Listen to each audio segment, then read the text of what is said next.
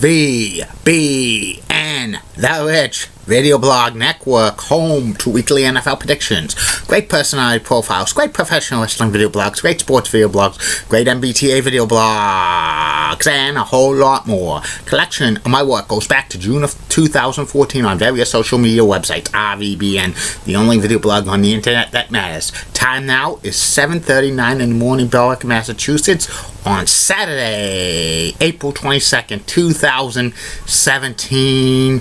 About 43 degrees out right now in Berwick, Massachusetts, under cloudy skies. Just going to be a damp and dreary and cool day. Not too many rain showers today. Most of them will be confined south of the Mass Pike. There might be a peak or two of sun, and if that happens, it could boost the temperatures up to about 53, 54 degrees. The best chance for sunshine in New England today is in the Pioneer Valley and the Berkshires, but don't expect too much of it today.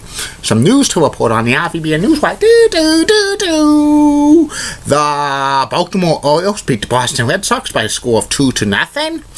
Also, the Boston Bruins stayed alive. They beat the Ottawa Senators in double overtime by the score of 3-2, forcing a Game 6 back at TD Garden. That's going to be Sunday at 3 p.m. on NBC.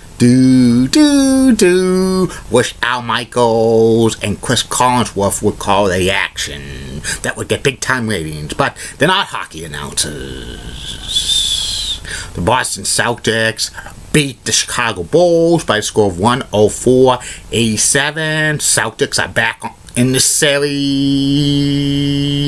A lot of people felt they were going to get swept out of the playoffs, but they're not.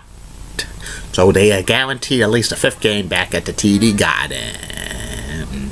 The Thunder won last night, so they cut the series deficit to 2-1 against the Rockets. The Clippers won. They beat the Jazz, so they're up 2-1 in their series. Maybe the Clippers won't conk out this time. And the Capitals beat the Maple Leafs in overtime to go up on that series 3-2. And it's Happy Earth Day and Happy Discover Day in Brazil. And that's about it on news from the RVBN Newswire. Be back in a flash with my first video blog subject of the day, the late great professional wrestling announcer Corey Maclin. Get out! You're so sweet, Kazakh, cute, dumb, ordinary. Go find something to do. I know. This action will not be tolerated BMHS. Are you writing a book? I don't care about game shows. Time to move on, Rich. We released the whole Sodia. Great quotes only on RVBN. Time now is 7:42 in the morning, Berwick, Massachusetts. And my first video blog subject of the day is the personality profile for April 22nd, 2017, Saturday.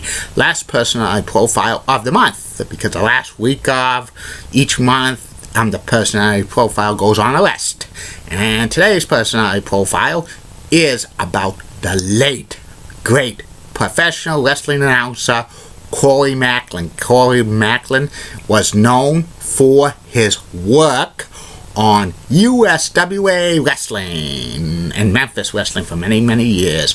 Corey was born and he grew up in Memphis, Tennessee. He actually started doing radio broadcasting at the tender age of 16.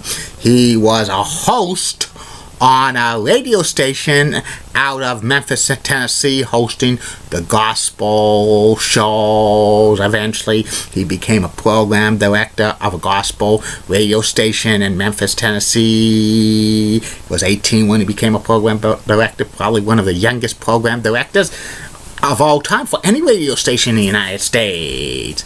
At the age of 19, Corey became the color commentator of USWA Wrestling on WMC Channel 5 in Memphis, and also he was also the co-host of the syndicated version of USA Championship Wrestling, which would go throughout the South. And Corey Maclin had an enthusiastic voice.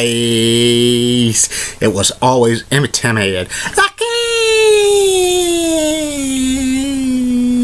Jeff Jarrett! And others. And for the next several years, Corey Maclin was a big part of USWA action. He was the ring announcer for many of the matches held inside the WMC studio where they taped USWA wrestling. He was also the announcer for Mid-South Coliseum matches for the USWA.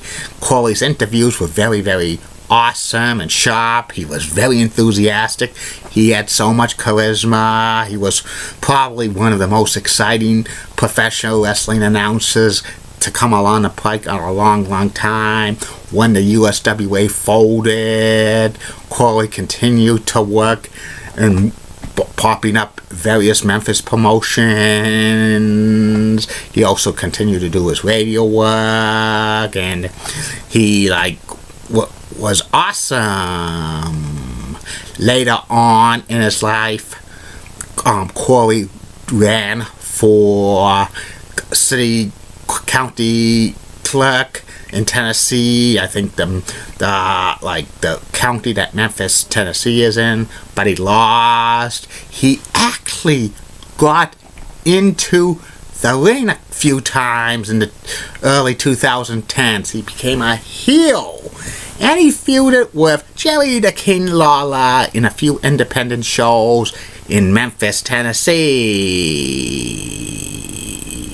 But tragically, Corey passed away in 2014 at the young age of 43 due to a car accident. It was very, very devastating. He was, very, very awesome. Corey never got a chance to become a big-time national wrestling announcer in WCW or WWE because his style was too southern, and I think the major promotions did not really, wanted him like a kind of a southerner on their podcast. But they should have gave Corey a chance. He could have been a great interviewer for the WWE or WCW.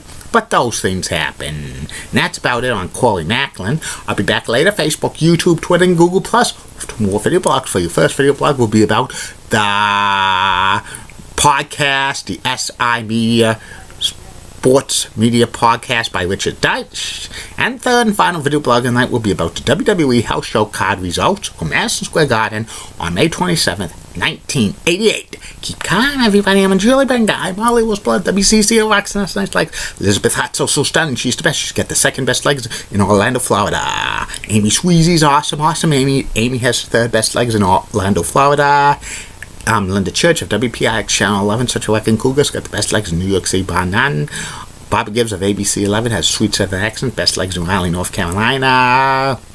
And Claire of WHCH Channel 7 Boston rocks, and she's got the best legs in Boston. And Alia Woolley of WABI Channel 5 in Bangor, Maine rocks, and she's got the best legs in Maine. Have a good day, Facebook, YouTube, Twitter, and Google+. Bye now.